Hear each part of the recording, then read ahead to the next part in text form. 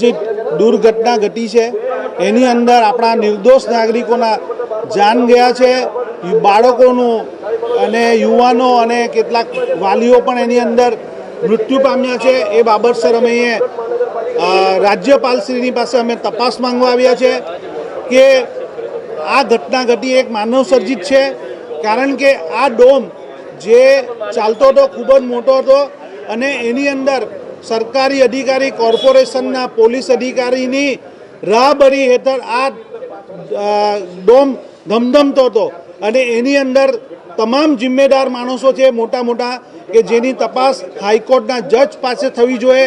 તેઓ ગુજરાતની અને નિર્દોષ મૃત્યુ પામેલા જે નાગરિકો છે એમને ન્યાય મળે એ બાબતની અમે રજૂઆત કરવા આવ્યા છે। ગુજરાતમાં કશે પણ કોઈ ટાઈમે થાય ત્યારે સુરતમાં દબાણ આવે એવું કેમ? ગુજરાતની અંદર જે ઘટના ઘટે છે કોઈ પણ ખૂણા પર ત્યારે સરકારી તંત્ર જાગે છે। સરકારી તંત્ર એની કોઈ પણ સંસ્થા પર નિયંત્રણ રહ્યું નથી। આ આખા ગુજરાતની અંદર ભ્રષ્ટાચારથી ડૂબેલી સરકાર છે। અહીં જંગલ રાજ ચાલે છે, કારણ કે જેને ઈચ્છા થાય તે ગેમ ઝોન ખોલી નાખે છે, જેની ઈચ્છા થાય કે ટ્યુશન ક્લાસ ખોલે, એની ઉપર કોઈ પણ જાતનું નિયંત્રણ નથી। તેઓ વેરો ઉઘરાવે છે, તેઓ તમામ ટેક્સ ઉઘરાવે છે, પણ જનતા માટેની કોઈ પણ સુવિધા, કોઈ સુરક્ષા નથી, કારણ કે તેઓની શાસક પક્ષ સાથે મિલીભગત હોય છે, એમની ભાગીદારી હોય છે।